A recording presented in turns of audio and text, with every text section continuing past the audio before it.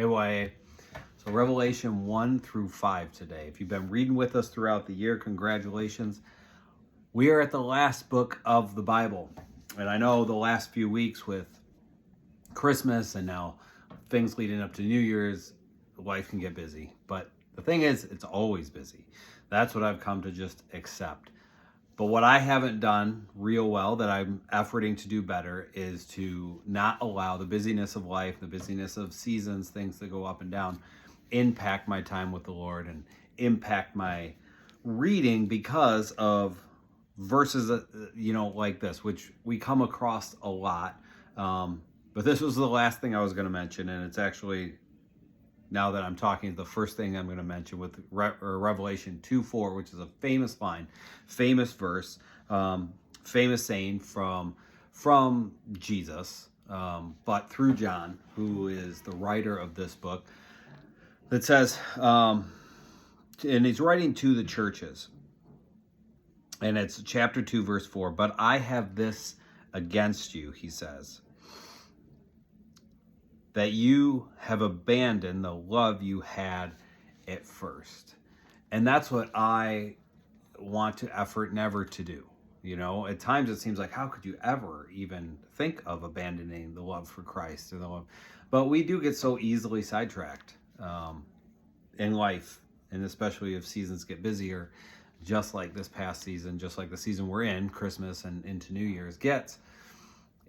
And I never want to even come close to feeling like I'm abandoning the love that I first had. So just an encouragement to you to stick with it, and to continue to find the rhythm that works best for you. What I think for me, what I've accepted is that I just got to get up early in the morning. And this is the best time. It's the example Jesus set, was to get up early in the morning, go away and spend time with his Father and prepare your heart, prepare your mind to do what he has for you that day. And I think I just have to get to that point to realize that's my time. And so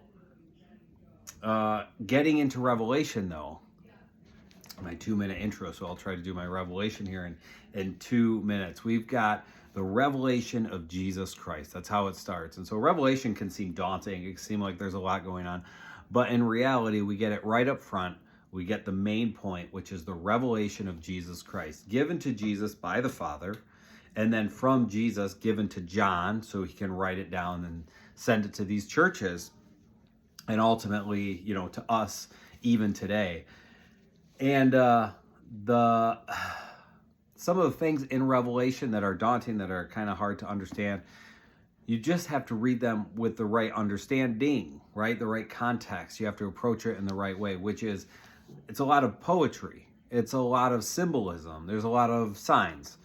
And so you got to look at it through that lens, because if you were to, for example, we see this picture of Jesus with white hair and fire in his eyes and a sword that's coming out of his mouth. If you were to draw that picture, you're just kind of missing the point of what it's saying with the symbolism of the white hair, white as snow. And it just teaching us about what he constantly has on his mind, which is you and me, which is what he wants to do in sanctifying us and presenting us to the Father, and what he has done on the cross and cleansing us from our sins. And that fire in his eyes that both burns, it burns all the chaff, all the gross, disgusting, all the sin, all the things out of our lives. It burns that, but it also purifies us.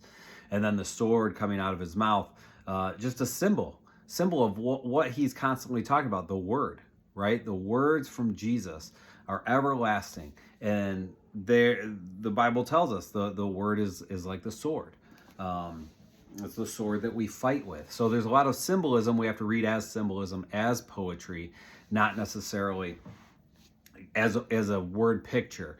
But there's 3 reasons for this, and this will be where I kind of sum up today. There's a lot to read in every chapter of Revelation, let alone covering 5 chapters in a day. So use the resources that are out there. Find commentaries that you like. The Bible Project online, thebibleproject.com is a great one. Obviously, following through the Bible recap and getting Tara Lee Cobble's recap if you really want more understanding of this, you're going to have to seek it out. It's more than I can, give you in, 6 minutes here, 4 to 6 minutes. But at that time, it was a time of oppression for Christians. And so a lot of this writing would be pretty foreign to somebody picking it up and writing it. But to Christians, they would understand. And so it's kind of a form of protection as this book of the Bible, as Revelation, is sent to these churches in a time where they were really being persecuted and really oppressed. It was a thing for protection, but it also was meant to, number two, convey info. Because over time, from then till now, words change meaning. So if it were to have been written literally, there's a lot of things that could possibly be miscommunicated or misunderstood, but images really hold power. Pictures and symbols, those things are timeless.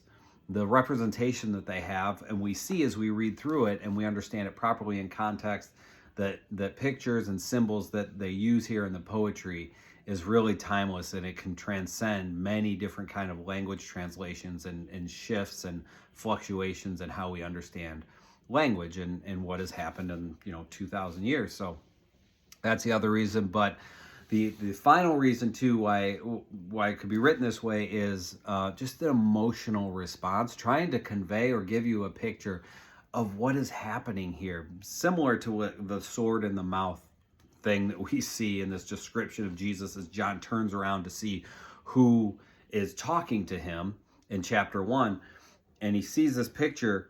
It really evokes some emotion in your mind to see this, to see the sword and the hair and the eyes in these pictures that we see throughout Revelation, rather than just the word saying, and Jesus spoke the truth. Yes, we've seen that a lot, right? We've seen that a lot through the New Testament, and that's what we know Jesus is. Jesus is the truth. So he speaks the truth. So to say it again, but now Revelation gives us to it with such emotion.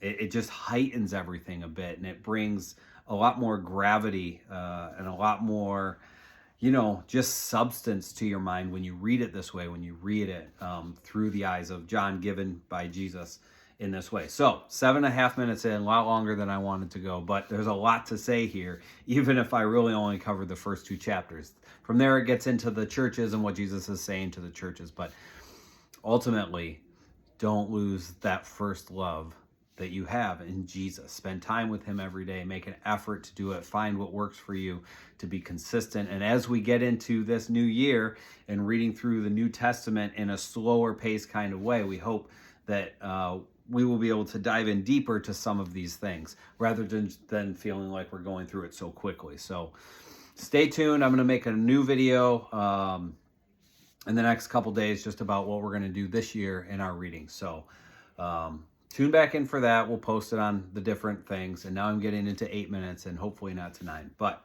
have a great Sunday, YA. We will be in touch. I'm going to have game night on Monday night, so have a lot of fun with that. And we will see you, well, continuing through our YA, we'll see you here. But we will see you a week from Monday at YA again.